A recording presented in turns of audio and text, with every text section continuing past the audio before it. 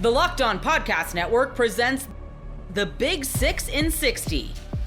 The 6 biggest national sports stories from the local experts of the Locked On Podcast Network. Get the real story, why it matters, what's next, who wins the big game, and more, all in 60 minutes. The Big 6 in 60 starts now with the biggest story in sports.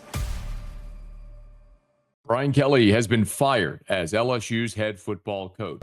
You are Locked On LSU, your daily podcast on the LSU Tigers. How quickly things accelerated is one of the most surprising parts of the show we're doing here today, with LSU firing Brian Kelly amid his 4th season in Baton Rouge, and LSU losers of 3 of their last 4 games.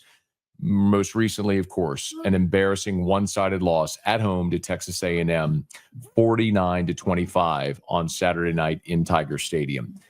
Over the course of this episode, I want to talk about Brian Kelly's tenure, ultimately how this accelerated so quickly, what the buyout looks like, and I think what everybody is interested in, and that is who's next. If you're an everydayer or you follow me on any platform, you've probably heard me say throughout the course of this season that Brian Kelly was not going to get fired because there was no desire realistically to pay $53 million buyout. And I have had that reiterated to me so many times from administrators, boosters, board members, you name it. All the way up to the governor of the state of Louisiana, who is so in tune with the finances around the state's flagship university that he even tweeted after the game on Saturday night with LSU's loss to Texas A&M, suggesting the board reconsider boosting ticket prices for next season, considering the performance on the field. And a week ago when LSU lost to Vanderbilt, so by the way, being very clear, I have so many times said LSU is not firing Brian Kelly after the season because they're not going to spend the buyout money. So the question then is what changed? And to illustrate how rapidly this changed, I want to take you back to last week in Nashville when LSU lost to Vanderbilt. Every year, the LSU Board of Supervisors makes one road trip. They put on their gaudy purple LSU Board of Supervisors jackets, and they have a board dinner the Friday night before the game. They all go to the game. They're on the field before the game and so on. And so even after last Saturday's loss to Vanderbilt, the consensus feeling then, even after that, again, this isn't my opinion, just to be clear.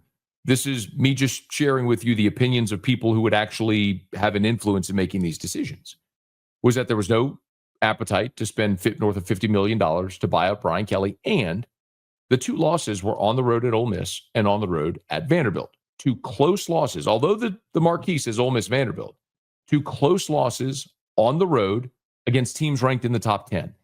That's not an unforgivable offense. That's not a fireable offense, losing on the road to top 10 teams. What happened Saturday night in Tiger Stadium, however, is the thing that pushed everything over the edge. You know, this was an all-in season for LSU. Consider, Brian Kelly, I want to remind you, Brian Kelly, before this season, made the now infamous "we're taking receipts" comments. If you missed it, this was Brian Kelly. We're taking receipts, and, we'll see you at the national championship. This team's building. We're excited about them, and we're really proud of them. So when the head coach says we're taking receipts, we'll see you at the national championship, and then asks for fan and booster support for NIL, even doing the $1 million match. Remember, Brian Kelly himself put $1 million of his own money into this roster. Okay. So however you want to phrase it, the man put his money where his mouth is. He put $1 million of his own money into this. And then they went all in the transfer portal. They signed the number 1 portal class in the country. I've been very transparent with you when I've had numbers and shared them with you. You don't need me to tell you anything off the record. Brian Kelly said on the record, $18 million is what they spent on this roster. Okay, well, if you're all in, you're talking about taking receipts and being all in for a championship, $18 million roster, you're a preseason top 10 team in the country, and you got 3 losses before November, and it's over. And by the way, you lose to Vanderbilt. It's your second loss. You go into this home game against Texas A&M with an all-in approach, understanding like you lose one more time and it's over. So you have to win to keep your playoff dream alive. And you're up 18-14 at half, and then you are blitzkrieg 21-0 in the third quarter. You lose the second half 35-7. The fans empty out. The A&M crowd takes over. The team leaves the field. Frank Wilson has to bring some guys back out to do the alma mater. Kelly, who had left, then comes back out. I mean, it was a total mess of a circumstance that was embarrassing. It was the low point that you wonder, on this low point, how do you come back from a point this low? And ultimately, they didn't. And as I was told, and we will get into some of the we'll get into the money and how the buyout all is going to work here in just a second, because that's a giant part of this, which is how do you pay a $50 million buyout when you're not a super rich state and rich athletic department? I'll get to that in a second. But that's when those conversations started happening Saturday night. They very quickly accelerated up to the point where this became beyond the point of no return. The power brokers had made up their minds. It was done, and they were going to move on from Brian Kelly. So where they go from here is what we'll talk about. I think it's also very easy sometimes to throw the baby out with the bathwater. When something goes as badly as this game did, as the start of this season has, with LSU at 5-3, now out of the top 25 after being a preseason top 10 team with all the expectations after beating Clemson. We can look at Brian Kelly's tenure and look at some good. He inherited a terrible situation that he took over from Ed Ogeron. They were 5-5 in 2020. They were 6-7 in 2021. They had 38 players on the roster. Kelly established a baseline where they went 10 wins back-to-back seasons. They won the West in year one. Obviously, Jaden Daniels' Heisman season in year two in 2023. But that's the one that I think we'll all look back on and say, but for the worst defense statistically in the history of the program, that might have been Kelly's championship team. That might have been his championship opportunity, but they missed. And this felt like an all-in type season where you had Garrett Nussmeier returning, and Kelly was all in the portal, where he had talked so much about building through the high school ranks, supplementing through the portal.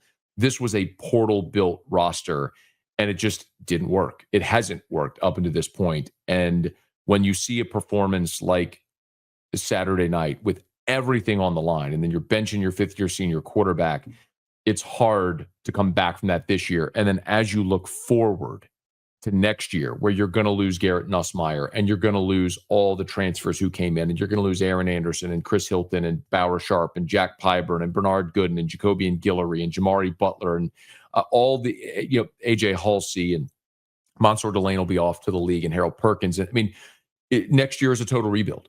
It's a total rebuild. And so the question you'd have to ask yourself is, number one, does Brian Kelly want to be part of that rebuild? And do you think he is the guy that can get you to and through that? And very likely what we're looking at here is a circumstance where you've got a coach who turned 64 on Saturday, who in a new era of college football has not adapted. He made a comment earlier this year about, working with a general manager, saying that's why he never went and never took any of those NFL jobs, because he liked the recruiting and the development of the players part of it. And the game has changed. And Brian Kelly, at this point in his career, feels very much like Nick Saban and other older coaches who have not adapted and adjusted well to this era of football. And so LSU now fires Brian Kelly, and they're on the search for a new coach. Most people can't name all their financial accounts or even what they're worth, whether it's a 401k or properties or investments. And when you don't have the full picture, you can end up leaving money on the table. That's why there is Monarch Money. It's an all-in-one personal finance tool that brings your entire financial life together in one clean, easy-to-use interface on your laptop or your phone. Monarch does the heavy lifting for you. You can link all your accounts in minutes, see clear data visuals, get smart categorization of your spending, and finally feel in control of your money without ever touching a spreadsheet. I linked all my accounts to Monarch and immediately spotted a few subscriptions I wasn't even using. Canceling those all can save you money every month. Don't let financial opportunities slip through the cracks. Use code LOCKEDONNFL at monarchmoney.com in your browser for half off your first year. That's 50% off your first year at monarchmoney.com with code LOCKEDONNFL. You are Locked On Broncos Postcast, powered by Mile High Sports, part of Locked On Sports Denver, on the Locked On Podcast Network. This was a complete and thorough domination from the Denver Broncos. In my opinion, their best win of the season, right? You can point to the Cincinnati game. They took care of business there 28-3. You know, you like the comeback from against the Philadelphia Eagles 21-17. You like the comeback last week against the Giants 33-32. But this is the first time the Denver Broncos have legitimately looked like what could be considered their peak form or close to their peak form, right? A team that can legitimately go out there and try to contend for a championship, as Sean Payton talked about throughout the course of training camp. Today, we saw that form of the Denver Broncos. And look, the Cowboys, I know there was plenty of injuries, specifically on the defensive side of the ball for the Cowboys, but, you know, this was the number one ranked offense in the NFL entering into this game. And the Denver Broncos made it seem like that was just simply not the case. So a lot to talk about here tonight. Do me a favor, guys, hit that like button, smash that subscribe button. That way you guys never ever miss an episode of your Locked On Broncos postcast. And tonight's episode is brought to you by our friends over at Gametime, guys. Download the Gametime app today, create an account, and use code LOCKEDONNFL for $20 off your first purchase. More from our friends over at Gametime here in just a little bit. Why don't we start with the Broncos offense? Because I think that's the major story of the day, right? The Broncos defense is one of the better units in the NFL, in particular in the red zone, and they just did their job. Like, that's the easiest way to put it. Now, I think there's a little bit more emphasis on the job they did today, considering the group they were going up against. I mean, I don't think Jake Ferguson, the tight end, had a reception today for the Dallas Cowboys, and he's one of Dak Prescott's go-to guys throughout the course of games. So the defense checked their boxes, did a good job. Injury updates with Pat Surtain here in a little bit as well. Hopefully everything's okay with him. But they did their job, you know, plain and simple. CD, you know, and George Pickens got their yards and whatnot, but the Broncos did a good job of limiting the Cowboys' scoring opportunities, some self-inflicted wounds from Dak Prescott as well, 2 terrible interceptions for him. But all in all, man, I mean, we got to start and really just dive deep in with the offense. I know we got some questions about PS2. Look, let me get that out of the way then. Sean Payton did not talk about Patrick Surtain, or did not comment rather on Patrick Surtain in his post-game press conference. You know, he left early in the game with an apparent, I believe it was a leg injury. I forget if it was the right or the left leg, but you know, he was in the blue medical tent for a couple of minutes, came back into the game, and then did not play at all in the second half due to a shoulder injury.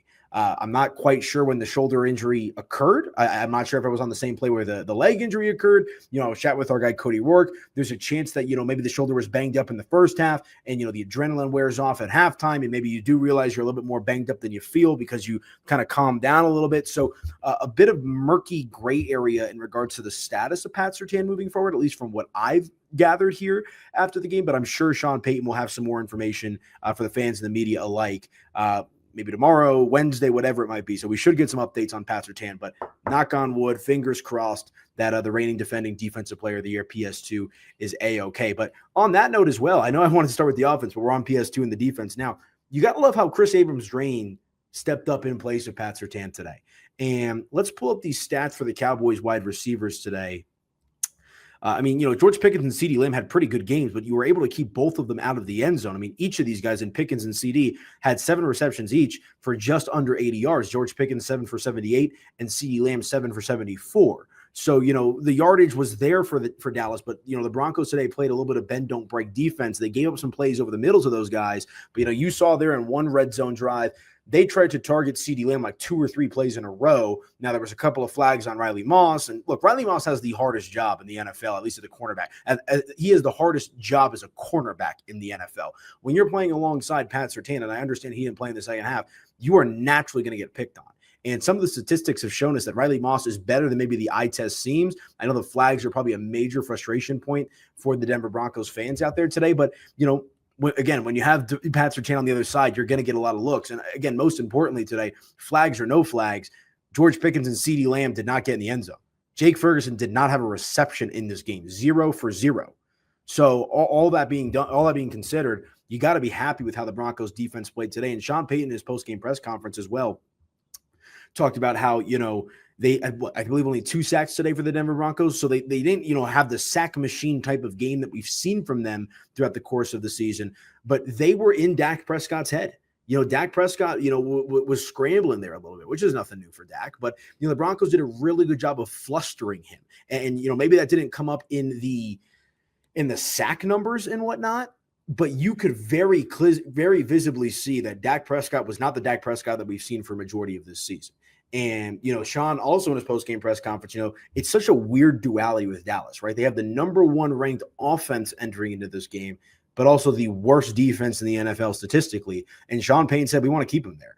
And the Denver Broncos did just that, hanging 44 on them in this big-time victory. Broncos now 6-2, improved to 4-0 at home. Believe that's 9 consecutive wins for Denver here at Empower Field. So the home field advantage is real with this Denver Broncos team, and you've just got to be thrilled with the way that they played defensively today. I mean, absolutely thrilled. Again, no Dre Greenlaw out there. He was suspended for this game, stemming from the situation that happened after the game against the Giants, but everybody held their own. Alex Singleton, once again, the leader in the pack in total tackles with 11. Chris Abrams-Drain, who I alluded to, played well in place of Pat Surtain, 9 total tackles for him. Talanoa Hufanga doing his thing with 7. Riley Moss and Brandon Jones with 6 apiece. And so it was really just a complete domination, all facets. You had Marvin Mims on special teams with a nice return. The defense, had Dak Prescott, scrambling out there. And the offense, which we'll get to here in just a moment, was firing on all cylinders outside of that first drive where Bo Nix threw a bad interception. After that point, everything was coming up Broncos in this game offensively. So you got to love to see that, man. And, this is a statement type of win, in my opinion, folks. This is a win. Again, I understand the Cowboys are a middling type of team in the NFL. This wasn't the Joe Burrow-less Bengals, right? This wasn't the rookie sensations with Cam Scatterboo, hope he's okay, gruesome injury today, and Jackson Dart against the Giants. The Cowboys are a respectable opponent, specifically on offense, and the Broncos did a really good job of thoroughly dominating this game in all facets. You are Locked On Jets, your daily New York Jets podcast. The Jets somehow beat the Cincinnati Bengals in a shootout, 39-38. Nobody was expecting a high-scoring game. The Jets somehow managed to come out on top and put 39 points on the board. We'll talk about everything that happened in this game. We'll talk about what it could mean for this franchise going forward. It could be a huge building block for Aaron Glenn as he finally gets his first win as Jets head coach. But unfortunately, we must begin this show on a sad note. And I'm sure you probably know this by the time you're listening to this podcast, but absolutely tragic news coming from the New York Jets today. Nick Mangold, the 3-time All-Pro center, the 7-time Pro Bowl center, the Ring of Honor player for the New York Jets, passed away today at the age of 41 from complications due to kidney disease. It was just a couple of weeks ago that Nick publicly revealed that he was battling this kidney disease and would need a transplant. Unfortunately, news broke about 90 minutes before kickoff. The Jets announced that Mangold passed away at the far too young age of 41. Nick Mangold was a guy who was a great player, a guy who was highly respected, and a guy who was beloved both on the field and off the field. We will talk plenty about Nick Mangold on this podcast in the days and weeks ahead, but I just want to let Nick Mangold's loved ones know that our heart goes out to them from Jets fans everywhere. Truly devastating news. After talking about that news about Nick Mangold, what happens on the football field almost feels irrelevant. But the Jets were able to get their first win of the season today over the Cincinnati Bengals, 39-38. I don't think anybody was expecting this game to be a shootout. I don't think anybody was expecting the Jets to put 39 points on the board. There was a famous New York baseball announcer who frequently said, "You can't predict baseball."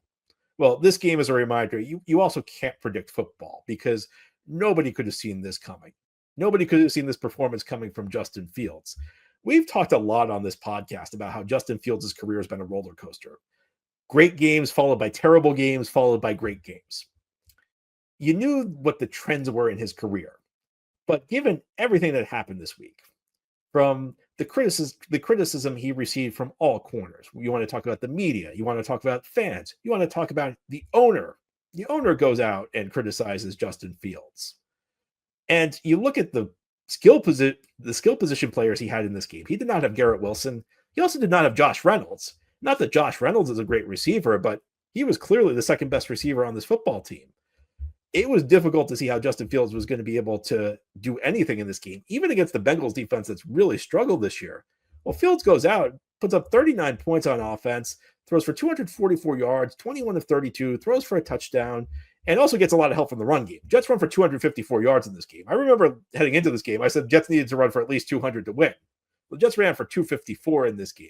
So a huge offensive performance by the New York Jets. But you have to give so much credit to Justin Fields. And part of this is Justin Fields probably was not going to start this game if Tyrod Taylor was healthy enough. We talked heading into the game last week as though Tyrod Taylor was going to be the starting quarterback for the New York Jets in this game. And I think he would have been, but Taylor was dealing with a knee injury. And the Jets announced on Saturday that Taylor was not even healthy enough to travel with the team. Aaron Glenn kept the identity of his starting quarterback secret all week. And he kept saying he thought it would be a competitive advantage. And to be honest with you, Fields and Taylor are two different styles of quarterbacks. I think I would game plan for Taylor a little bit different than I'd game plan for Fields. But I think actually what it was about was they knew Fields was going to have to start, and they knew what a lightning rod of criticism Fields had been all week. And they just didn't want there to be a freak out in the fans and the media. They didn't want to have to answer questions after Woody Johnson bashed Fields about why Fields was starting. Well, Fields bounced back in a big way in this game. And, he started off slow. I did not love the first quarter Tanner Engstrand called, because that first quarter was the type of game plan you use for a quarterback you have zero confidence in. They really weren't letting Fields throw the ball at all. And I understand why you would enter this game having no confidence in Fields, but you pretty much have two options as a play caller at that point. You can either just kind of give up and not even try plays that have a chance of working, or you can go down swinging. You can hope maybe your quarterback hits a throw and that gets him going. And that's exactly what happened. I think it was the Jets' first touchdown drive where Fields hit a pass to Tyler Johnson that went for 34 yards. It was kind of a play action. He found Johnson wide open over the middle, and that just kind of got him going. And from that point forward, Justin Fields played with confidence. Through Justin Fields' career, you've kind of seen two different quarterbacks. You saw the quarterback you saw in this game. It was also the quarterback you saw week one. The guy who's playing decisive football, the guy who's got immense physical ability, the guy who can sometimes just take over, guy who, if nothing's there, his instinct takes over. He runs, he finds a hole. Sometimes he keeps his eyes down the field. He hits a pass like he did on the 2-point conversion that brought the Jets to within 6 in the fourth quarter. That's the guy who always finds a way to get a job. That's the guy who has talent that's so enticing. Unfortunately, there's also the Justin Fields we've seen the last couple of weeks, the guy who's super hesitant. And because of that hesitation, he misses reads. Because of that hesitation, he misses sacks. I think we're kind of past the point where in the long run, Justin Fields is going to stick with the Jets. But this is the type of game that shows you why the Jets signed him this offseason. It shows the promise. It shows the potential. And for this team, where you've just had so much negativity, where it just felt like nothing could go right. And for a team that, at points this year has not shown a lot of fight. I think that week 2 game against Buffalo, there was not a lot of fight for the Jets in that game. A couple weeks later against Dallas, they did not show a lot of fight in that game. Then there have been other games where it's kind of felt like, they were in it, but they just fell a little short. The Tampa Bay game, the Pittsburgh game, the games the last 2 weeks against Denver and Carolina. The Jets were one play away, but the unit that was struggling just couldn't make the play that they needed. This game, it was different. The defense struggled in this one. And, when Cincinnati went up 10-0, when they were up 17-3 early in the first half, you could be forgiven for thinking the game was over. But the offense just kept the Jets in the game. They kept the Jets afloat. And finally, the defense got some stops in the fourth quarter. Defense, which was gashed all day. And this was a lousy defensive performance. Let's not give the defense too much credit, but the defense finally got 2 stops in the fourth quarter. One was to get the Jets the ball back with a chance to win the game. And then the other was to close out the game. The stop they did not get week 1 against Pittsburgh, the stop they did not get week 3 against Tampa Bay. Finally, the Jets got enough.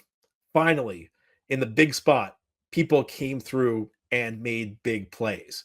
But the biggest reason the Jets were in the game to begin with was the play of their quarterback, Justin Fields.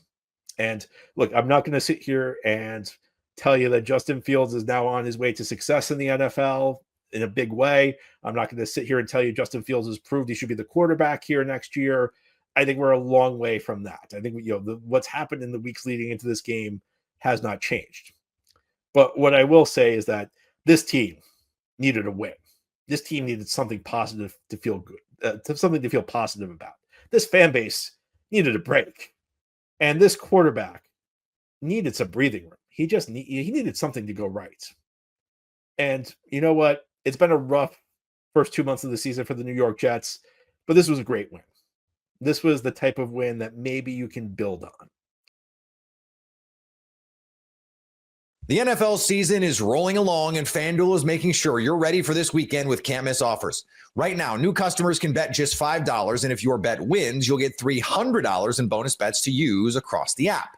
I love using FanDuel because it fits however I want to bet in the moment. Player props, building a same-game parlay, or even jumping in live as the action unfolds. It's quick, it's easy, and the best way to add a little more energy to Sundays. So are you ready to play? Download the FanDuel app now by visiting FanDuel.com to get started. That's FanDuel.com to place your first $5 bet. Man, have we been waiting all season for a performance like that, a complete team effort and a total domination. Fins up. It's the Dolphins squad. Everything Miami Dolphins every week. The Miami Dolphins were in the middle of everything today in Atlanta. What a performance. Their best of the season, easily 34-10. They defeat the Falcons on a road in a game that we all saw coming after that Browns game, and we were scared heading into this one. As a group, we know as a fan base, and the Dolphins showed nothing last week in Cleveland, did not score an offensive touchdown, and today, the complete opposite, a complete domination, Kyle, of the Atlanta Falcons. I know that shot's celebratory this week. Last week, you were drowning your sorrows. This week, it's raising the roof, and what a performance. We start with the team element, Kyle, and I mean, every statistical category, every facet of the game, offense, defense, special teams. This Miami Dolphins team got off the plane on a mission in the ATL, and they stuck it to not a great, but a pretty good Atlanta Falcons team on the road that had the number 2 defense in the league and the number 3 run game in the NFL coming in. Miami just wiped the floor with them from start to finish. Yeah, I think that's the impressive thing for me is obviously off the heels of a game like the one you just played last week in Cleveland. It's kind of look yourself in the mirror and ask yourself, who am I? Right? It's the Derek Zoolander scene. Who am I? And this team has some guys with some pride.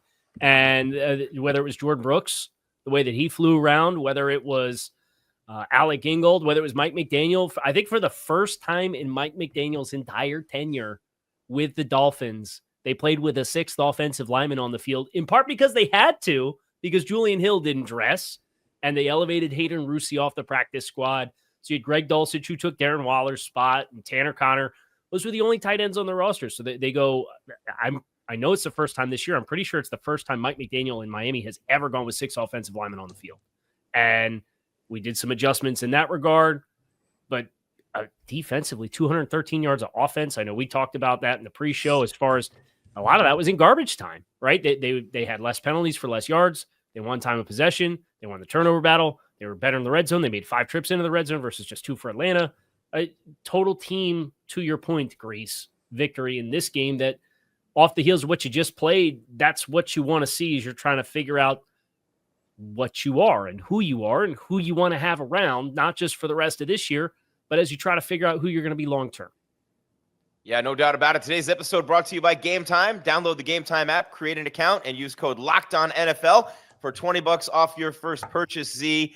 And I'll tell you this, man, it was like Kyle said, all facets. We'll get to the numbers in a minute. They didn't just win the statistical categories. They dominated them. They made the Falcons look like a peewee team, but it started with the defense and the running game. But really the defense set the tone. Miami went 3 and out on their first possession. In fact, I jumped the gun and texted you guys in the group, oh no, here we go again, because -1 yard, incompletion, sack, boom, there it is, right? You know, all of a sudden, same old Dolphins offense, but that's where it ended right there because the defense came out, held the Falcons to a 3-and-out on their first possession, and you could see from the first snap of the game defensively, the Dolphins were playing fast. They were playing downhill. They saw some things on film that they could exploit against this Falcons offense with Michael Penix out and Kirk Cousins in. But even with one of the best backs in the league back there in Bijan Robinson, this Dolphin defense played their best game of the season by far, but they completely dominated this game and set the tone from the start. Oh, yeah, without a doubt. I mean, the first play, I think it was Chubb's jumping around after the play, showing a lot of energy. And I was like, that's what I want to see. I hope he keeps it. I hope the whole defense. And then they stopped, Bijan, twice in that drive on runs and shut him down. So it was a great 3-and-out to start the game. And we went back out, and I believe our next drive on offense, we got points, which is phenomenal. You know what I'm saying? And we just kept rolling from there. And Kyle, I mean, what a performance by Jordan Brooks today, man. One of the best players in the NFL this season, a Pro Bowl level, one of the top tacklers, maybe the top tackler, I think, in the NFL, had 10 tackles today, 7 solo, 3 for a loss, and a sack. And a forced fumble. What a performance by Jordan Brooks today. He was the man out there on that field. Yeah, he's pretty consistently been one of the better players on the Dolphins defense on a game in and game out basis, but felt like he found another gear today as far as just how aggressive he was getting downhill into the box. And that's been a challenge at times where he is the coverage guy amongst the two linebackers for what he can do on the back end. So you wonder what Kirk Cousins, as a quarterback that doesn't have the same amount of arm strength and not the same amount of mobility, how that maybe fueled into how they chose to play this game. You think about no Drake London on the outside. That was a big loss for Atlanta. That's you're comfortably your best wide receiver. You remove him from the mix. You really felt like Atlanta kind of offensively played through a straw like Miami did last week against Cleveland, where it was really limited as far as where areas of the field they're trying to push the ball downfield. They're having miscommunications with guys trying to work those routes. So I think that kind of fueled into this game and just kind of helped pour gasoline on the fire for Miami to really play aggressive into the line of scrimmage and have that second level of those guys really getting down into the teeth of the line of scrimmage. Yeah, and the other thing, Z, that I was listening to, I always listen to the games with the local broadcast with Jimmy and Joe, who do a tremendous job, Cephalo and Rose, and, all those glory years in the 80s with Marino. But those guys, tremendous job calling the game. And they were talking about, and I'll use a term that we love to use in the NFL, the Falcons are lighting the ass up front. I mean, they're about 290 across that line of scrimmage, and it showed today. The Dolphins had their way on the line of scrimmage. I love the way, though, that Mike used both Achane and Ollie Gordon. They couldn't stop either one. Together, they went well over 100. Achane, I believe, was like 18 for 67, something like that. And then you look at Gordon, and they both had a touchdown in the passing game, but well over 100 yards rushing. They got Jalen Wright involved as well in the run game, gave him different looks, mentioned 6 offensive linemen. They had the 6 offensive linemen going in motion on a couple of plays, just incredibly creative offense, but still smash mouth football, running the football downhill to set up Tua, who we'll get to in a minute. Yeah, I mean, the run game was on today from the get-go, which was great to see. I think that one drive where they had 10 runs and 3 passes on their the touchdown drive that they had. I mean, that's great to see. And as a defense, you love that because you get your break. You get to go through your corrections with your coaches longer instead of just 3-and-out, and it's like a tennis match. And you never get caught up. You never get your corrections. And then the bottom's going to fall out on you. And that's what we've been talking since day one with this show, and we got our losing streak, was we got to get the offense to keep us off the field defensively so we have a chance.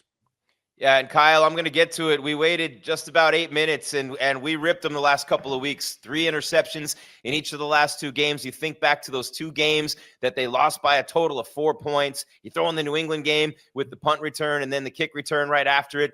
This team, you could look at that record. You have to win the games, but very, very close except for that one blowout loss.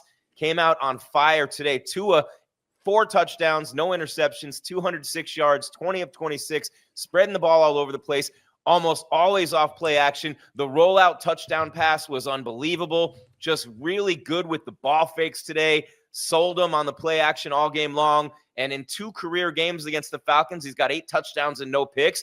And you think maybe he had some Bama flashbacks playing in that stadium again, but Tua might be, when it's all said and done and the dust settles, this might be the best performance of any quarterback in the league this week. Yeah, and what I like about it is we talked about the backs and the impact that they had in the passing game. And we found some new ways to kind of manufacture some of those touches that you like to get your playmakers, the touches towards the perimeter or outside the numbers or right on the numbers, but without it being those perimeter screens that it really felt like they spammed at times where guys lined up. Maybe you do a stack formation and the back guy. That's a great word for it. I love that word. Takes a step back, and they ran it 6, 7, 8 times a game, right? And you kind of know, okay, it's condensed formation. They're in a stack.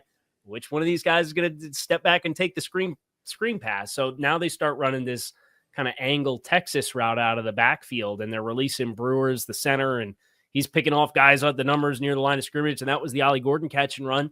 1 catch for 20 yards for him and the touchdown in the passing game. Devon Achane had a touchdown in the passing game, and that was releasing out of the backfield, which looked like it was some kind of, I don't know exactly the concept, looked like mesh traffic maybe was the concept where you're running crosses across the middle. You're trying to create a natural pick for the guy who's running out of the backfield. So love that they got those guys involved in the passing game in ways that were built off of the running game and doing so in a way that allowed you to have high percentage throws, right? It was kind of one of the things that you were hoping to see in the wet weather game last week, and we didn't get a lot of it. Some of it's because the score got away from you so fast, but it goes right back into complementary football. And Achane, you mentioned the rushing production, but in 91 yards of total offense, Ollie Gordon has 66 yards of total offense. You had over 150 yards of total offense between those two guys. And I really liked the adjustments that they made in that regard. And you just maybe lament a little bit that, hey, where was this a little earlier in the season? Because you wonder what it could look like.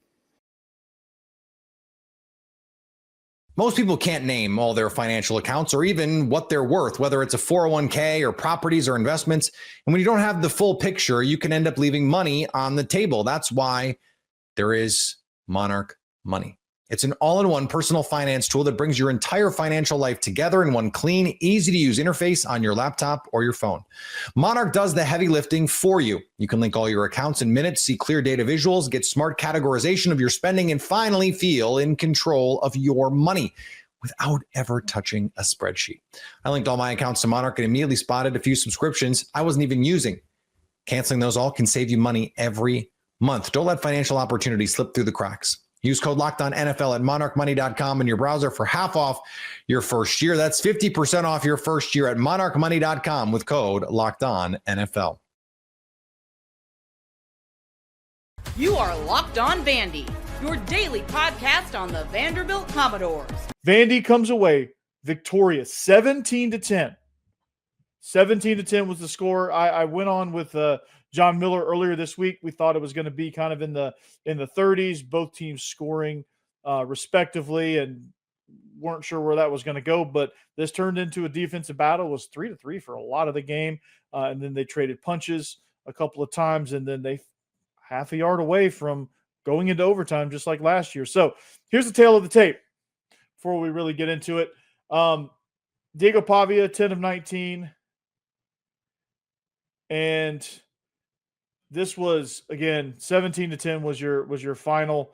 And this was, Diego Pavia had an interception. MK Young, 4 carries, 86 yards and a touchdown. 80 of it came on one play, a very massive play. Total yards, it was 376 to 265. Passing, 205 to 129. Rushing, 170 to 136. Penalties, both with 8 penalties.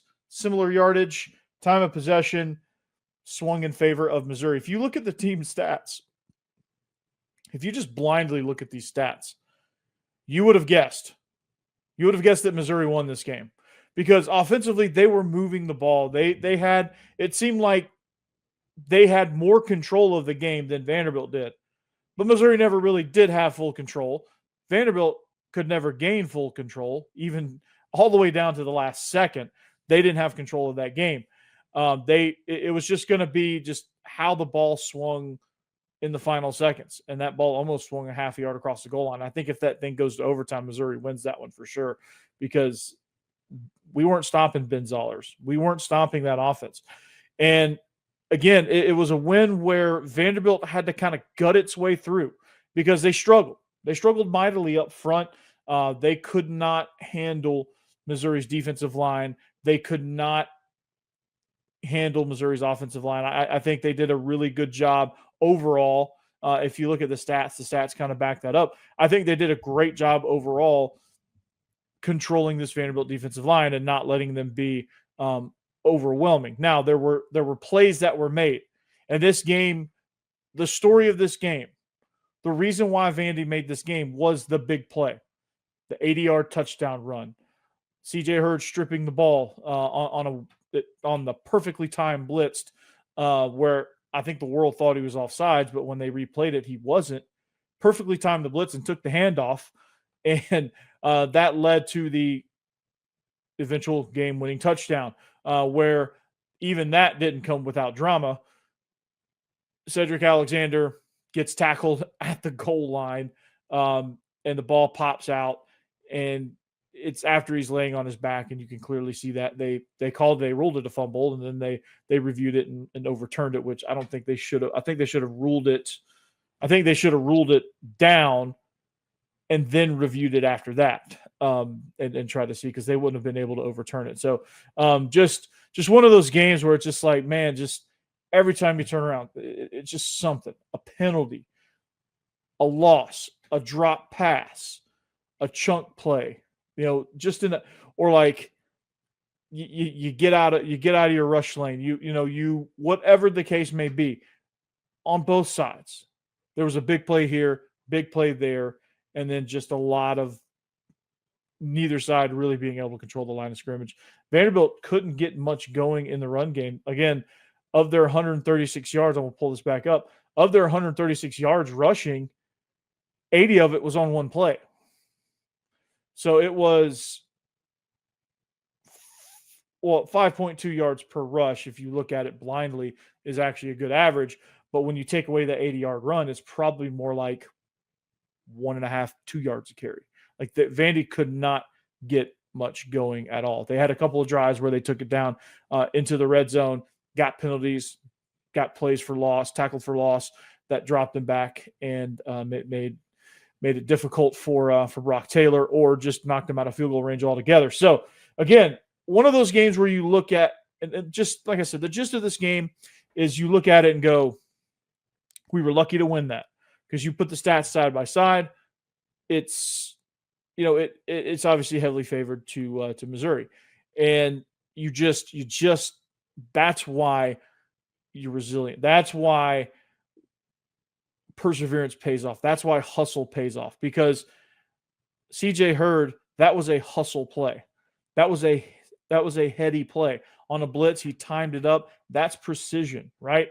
The play that Trey Richardson almost got the interception back, where I think he got it back. I think, and it was close and it was tight, and they could have ruled it either way, but I thought it was a fumble after the return on the interception. I thought Vanderbilt should have got that ball back.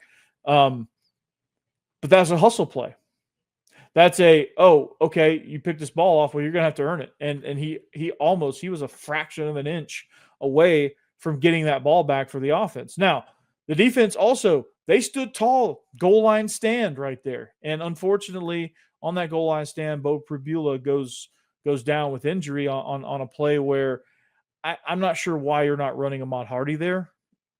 And I'm not sure why you're not running either one of your backs right there. If you're going to go downhill, why are you? I mean, I guess if you made the argument you would have an extra blocker, I would get that.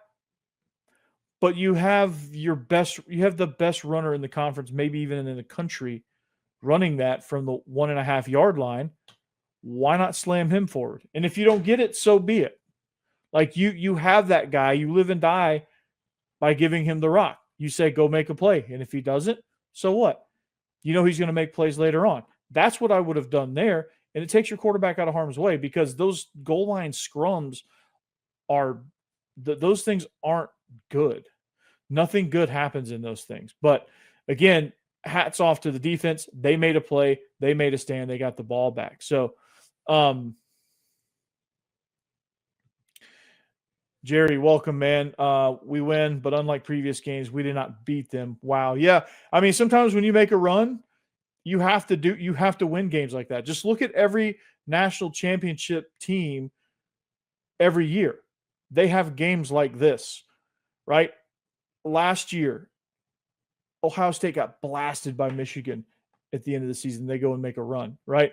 There was a year where Ohio State won, I think in 2002, where they had a game like this against Purdue, where they just eked out a win. These are the type of games that happen. So this is SEC football at its finest. So I'm not in the least bit worried about it. The offensive play calling, honestly, it was dictated by Missouri's superior defensive line. They could not do what they wanted to do. But I thought they stuck with it better, and you got a better result. Like, I think had they done this at Alabama, they probably win.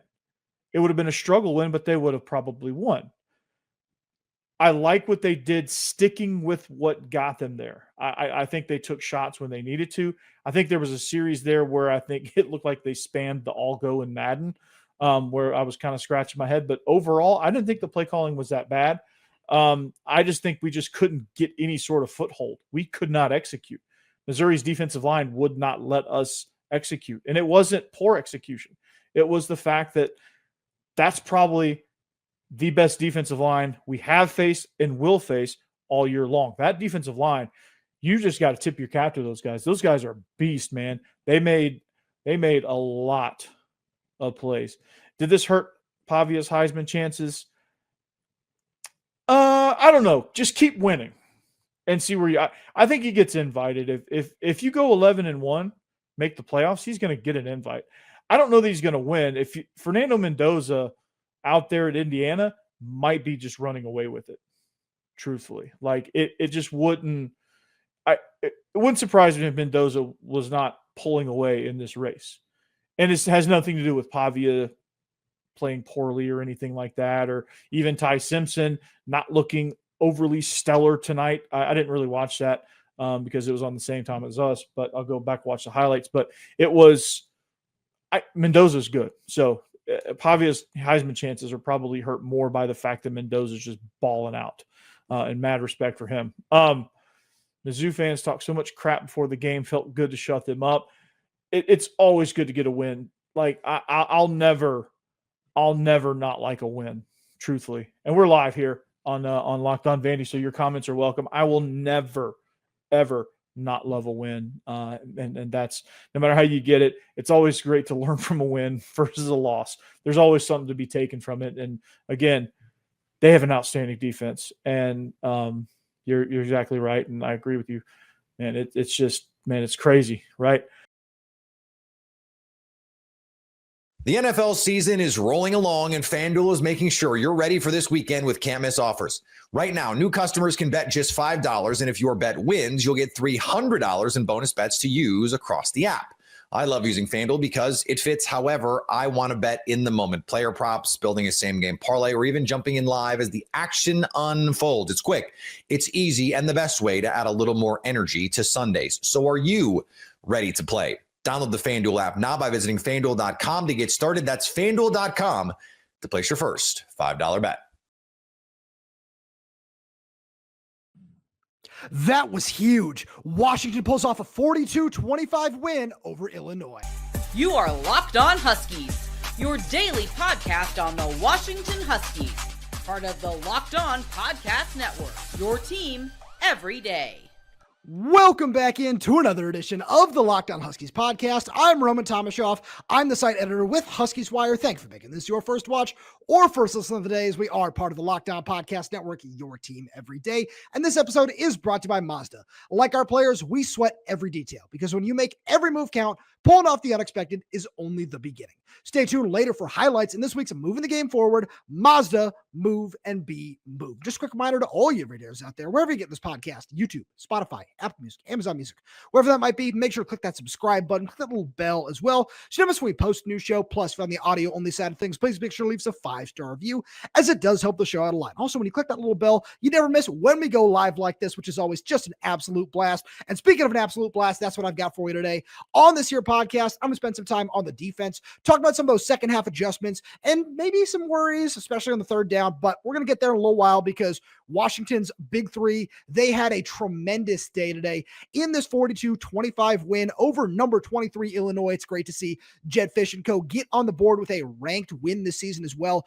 And this is one of those things where I look at this game and from top to bottom, I got to take my cap off and tip it to Jedd Fisch because he called a tremendous game today. And it started early on where out of the gate, I kept telling everybody in the box, like, hey, I have something I want to say. I don't want to say it. And I'm going to say it now because I think it's certainly the right time to say it. That Illinois defense just looked like absolute Swiss cheese. You dive into the numbers, Washington 449 yards of total offense in this game. Just like the Huskies, they really couldn't get much of any stops really on third down. And this is one of those things where you look at the fact that Washington had not scored a point in the first quarter since their win over Washington State. Seeing them come back like this is really tremendous, where honestly, Washington shouldn't have been stopped all day. If you take out the drive where they just sat on the ball at the end of the game, outside of the 3-and-out, they scored on every possession. And even on that drive, you had an opportunity to really try to put Illinois away early in this game. And it's something where you go back and you just look at the game script. The defense really did struggle early on, but you just look at the way the offense was playing in this game. I truly, from the word go, I didn't have many concerns because of the way the offense played and because it just felt like they had Illinois on their heels at every single turn. And I look at that first drive with the holding call taken out. On 9 of 10 plays, Washington gained 8+ yards. So right there, right from the start, you were already at an advantage and you just showed that, everything that happened last week at Michigan was in the past. It was something that I really appreciated that Jedd Fisch said after the game was that he said, yeah, fans and the media and everything, you guys are a lot slower to move on. And, fair, that is part of our job. Move on a lot slower from a game than we as, players and coaches do. And I think that's a completely fair point and also something that we're just doing our job when we say these sort of things. But I look at a game like this and it's very clear that what happened last week at Michigan was still weighing on Jedd and against a defense that was allowing 370 yards per game so far this season. I think that this was just a really nice game plan right off the top. I was texting with our good buddy, friend of the program, Jake Butt, after the game, who was calling the game for the Big Ten Network. And one of the things that he mentioned was that he was really impressed with this game plan from Jedd Fisch. And obviously that starts with a couple of key plays early on. Desmond Roebuck was just absolutely tremendous in the first quarter with a pair of touchdowns.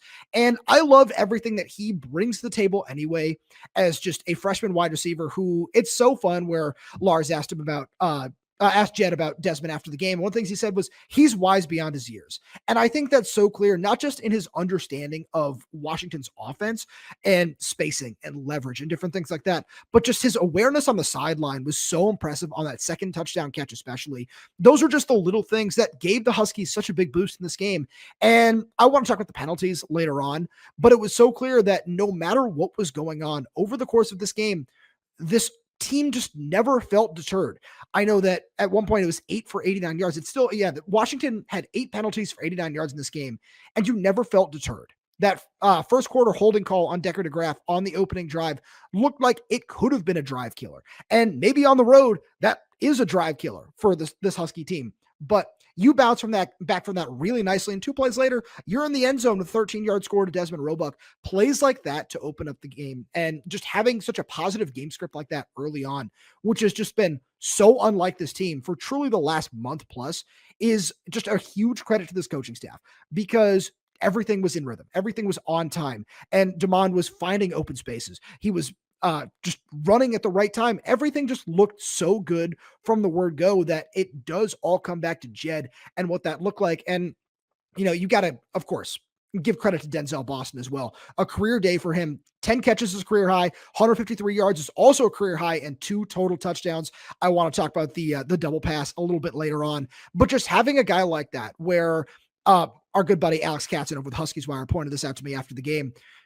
Denzel Boston was the only true freshman wide receiver to have a reception in this game. Yes, tight ends, running backs, the only true freshman, non-true freshman wide receiver. And I think that's really crucial because this is just how Washington's offense has been built this year. And as we see Desmond Roebuck come along, as we see Raiden Vinesbury, Decker DeGraff, all these guys still continue to learn and grow. Seeing Chris Lawson get in this game, Baron Naone played a couple of snaps today as well, the true freshman tight end. Seeing all those guys continue to learn and grow is great, but having just such a reliable veteran, obviously preseason All-American, all of that, is so great for just everybody on this offense. And it's so great for Damon Williams as he continues to grow as well. You look at his day, 26 of 33. That's a 79% completion percentage for 280 yards and 4 touchdowns.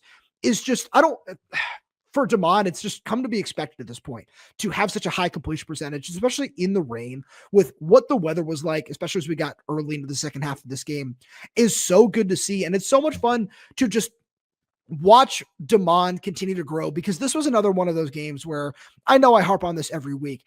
As we continue to watch Damon week in and week out, there are just things he continues to improve on. And, we can talk about that truck stick that he had at the end of the third quarter, early in the fourth, which was just a tremendous play by him. But it's one of those things where, Jedd Fisch said after the game, I love to see that, but I hate to see that, but I love it, but I hate it. I love watching Damon continue to grow every week, because he did, in terms of what the game script called for and where Washington was on the field, he made the right play going through that defender. Is it a scary hit to take? Yes. But seeing him continue to grow and evolve week in and week out is so much fun to watch, because it's so clear that he has the potential to be one of the best quarterbacks in the country. And especially coming off such a poor game at Michigan last week, to bounce back the way he did. Again, 280 yards passing, and he also added 66 more on the ground. This is just, again, what we've grown to expect from this kid. And as a true sophomore who has now 10 starts under his belt, it still feels a little bit unfair to be like, 350 total yards in a game. Yeah. Okay. That's just kind of where we are now, is insane. And it's fun to think about at the same time.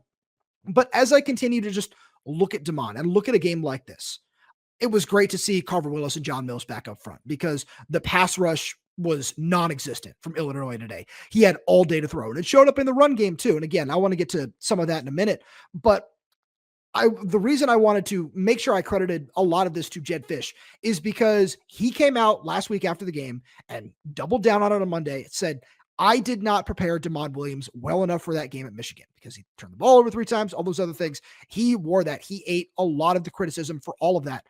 And then Damon just looks much better today. And it's great to see that these are just kind of the things that, again, you're growing to expect from him on a week in, week out basis.